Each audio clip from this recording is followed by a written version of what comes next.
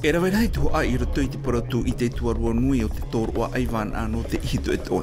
Te tāmaura e te whaohipara I te whāto e te ora maa e te whaahau marura.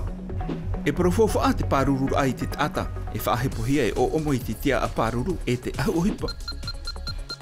E tata I atu oe I te mau matini whāto e te ora matau no hea.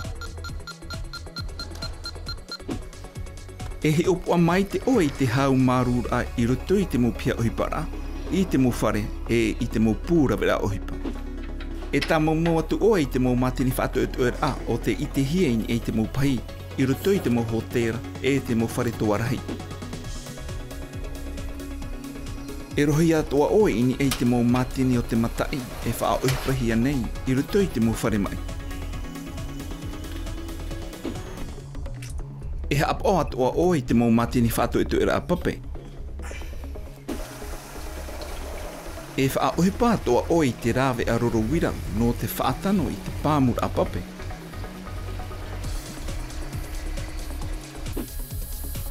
E tā mau oe te auri I tā mau a pape. I roto I te tei awhatauira, e tā mau atua oe te niu no te whaaterera I te pia whato e tō. E roti, ahoro mai nei te anuwera I te haumi I te uputa o te matini haa maa arora matai. Te haumi I ono ahuru mahitu, te anuwera piti ahuru mawa au te teri. Te haumi ono ahuru mahitu, te anuwera piti ahuru mawa au te tere. I te ene, ahoro mai nei te haumi e te anuwera I roto I te pia whato e tō. Te anuwera ahuru matoru te teri, e te haumi ono ahuru maiwa.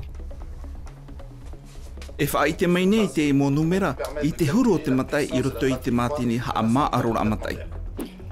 I roto I nga matai te e toru, rau te hapi rau tā oe I te tere rapape, te wira I te matai I roto I te mau matini, wha hamaru a. Whato e te ora I te pape paari e I te maa, aore rā, I te awhatahati whato e toi. Mea nā whea e numera e te tiro wāti.